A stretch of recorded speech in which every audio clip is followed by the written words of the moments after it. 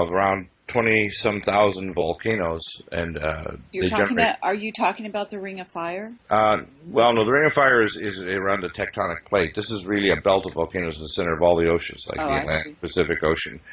Ring of Fire is much more active too now, of course, and there's increased volcanism all over the world. So that the Tonga explosion of the supervolcano that came through the surface of the water a few months ago was actually a sign that the increased volcanism is really, really speeding up. And so in areas where, for example, there's increased volcanism in the Antarctic area ocean, it's part of the reason for the break-off of large chunks of the Ross Ice Shelf. And in other areas, it's having effects that are going to probably change the world climate here dramatically, especially in the southern hemisphere in the next few months. We're going to see much more activity. For example, El Nino, which they're saying now is going to occur, is actually due to volcanism in a chain of volcanoes 1,000 miles off the South America and near the Galapagos that creates massive increases in heating of the lower deep trenches of the ocean, and they turn over as the hot water rises and the colder, heavier water drops. That creates these massive current lines. So we're going to have some major, excuse me, we're going to have some major changes in weather patterns, including rainfalls. They'll be very excessive in some areas and very dry in others, which of course I see between the geomagnetic effects and these others, massive crashes in world food supply, and especially grains. Now, grains are particularly sensitive to ultraviolet light, and as little as a half an hour of relatively high energy ultraviolet light, all your grain crops will die. So if they just even had a fluctuation in the geomagnetosphere, so ultraviolet light would, let's say, blast at 60% more for midday, let's say, in the northern plains states of the United States and the prairie provinces of Canada, the grain crops will be wiped out. So I expect to see major surges in food prices in the next year, and major commodity wars going on because of relative differences in ability to purchase food on the open markets, which will put the third world in great danger of not being able to purchase enough food in order for their populations to avoid starvation. What about this, just to get back a minute to this reversal that you're talking about, pole reversal, I guess you're calling Well, it. it's a magnetic pole reversal now. What happens is there's some two big zones in the southern Atlantic here in Antarctica that have already reversed. This is not something that's going to happen. They actually, if you go there, your compass will actually point north as you're approaching the South Pole of the South Atlantic. That's How already does this happen? I thought this would happen to the whole Earth all at once. It doesn't No, happen. no, it doesn't. And it actually happens like like a zipper.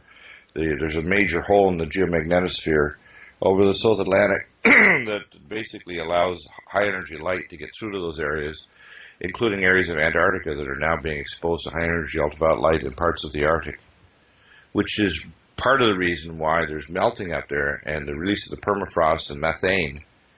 But it's caused by high energy light and other ultraviolet light and energies are hitting the ice. Okay, but this From space. reversal, I mean, to get to this magnetic reversal, in other words, this is something, if you say it's like a zipper, that it's going to escalate, it will eventually encompass the entire Earth. Is that not Oh, true? yeah, we don't know how long it'll take. I mean, it could happen in discontinuous jumps. Now, there's several things that are happening. We're already entering into the photon belt of the galaxy, which basically there's a waist or a line around the edge of the galaxy, every galaxy, because at the center of each galaxy is a supermassive black hole that's, in our galaxy, 2 trillion star masses the size of our sun. That supermassive black hole, as it collapses in upon itself and folds space-time, it actually creates a disk. That disk, as it's spinning, creates the spinning activity of the galaxy. So all galaxies are spinning because they spin around a black hole. And the arms of the galaxy rise and fall like a carousel. And as they pass through that disk, it's a debris field of photons. It's a debris field of asteroids, dwarf stars, and old debris. Then there's a 30 times increased risk of an asteroid or comet strike, as well as interstellar particles, iridium, which is a very rare mineral on Earth but in space, and carbon in a thing called buckyballs, which are a form of carbon that forms in deep space and what's called nanodiamonds. And every 10,500 years, there's a layer of nanodiamonds and iridium that's laid on the Earth because we pass through the plane in a particular way. Usually you may see it happen during each passage through the plane, as Zechariah Sitchin talked to, you call it the word SHAR, S-H-A-R, or the passage through the galactic plane. It's almost certain that our star system is one of about 14% that we estimate in our galaxy, that's 100 billion stars, that has a trinary system, which means that by definition the star may not be like our sun. It could be a big star, like a blue giant, or it could be a small yellow dwarf like ours. It could be a brown dwarf, or it could be a star that initially ignited and then kind of faded out. There's a good possibility that there may be a large supermassive, kind of, if you want to call it, failed star, which is part of our trinary system. And the other star, believe it or not, according to the definition, gives off more radiation than it receives, is the planet we call Jupiter. But in actual fact, it's in a sense a non-ignited, or not quite critical enough in size, a star, because it actually gives off certain spectra of frequency more than it receives in X-rays and infrared light.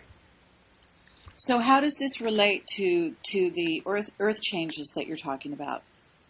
Well, the Earth changes, the first thing is the Earth changes that are happening right now, and as I mentioned in previous talks, have already started speeding up quite a bit.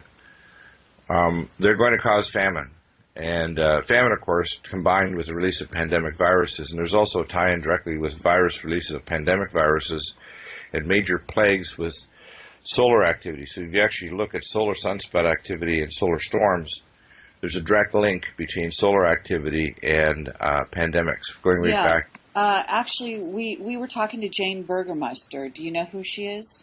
Yes, very familiar, yeah. Okay, well, we had her on we have a radio show, as you may know now, and we had her on our show Tuesday, in which she was talking about that very thing, the fact that they're discovering, actually, that the sun could cause healing or actually eliminate viruses. I don't know if I would believe the healing side. I know that plagues down through history have been tied to sun activity, and we think that there's a pretty good link between major plagues and actually solar activity that occurs. I don't know if I've seen evidence that there's a healing side to that. I think that there's definitely a side that it can trigger off very bad events, and I think there's a link there. Okay. And there's also a link between the sun, solar activity, and volcanism on the planet, isn't there? Absolutely, yeah. In fact, there's a thing called solar mass ejections. And there's a big series of solar mass ejections. Several of them occurred in October of 2005. And those solar mass ejections ring the Earth like a bell, and those energies cause the Earth acts as if you want to call it an interstellar capacitor, and it absorbs some of that energy. And if the energy is harmonic with specific tectonic plates on the Earth, because I think there's around 22 major plates.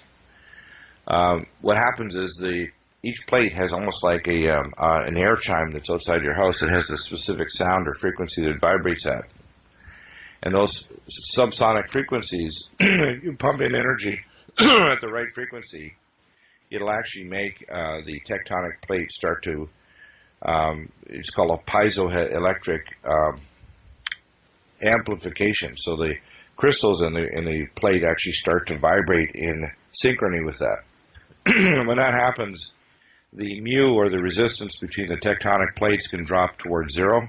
If they drop low enough so that the recoil in the rocks is actually stored up, the plates will then slip. And this is how the tectonic space weapons that we have that were used against the Chinese a little over a year ago was basically pumping energy through the upper stratosphere that created a harmonic frequency at the plates in western China.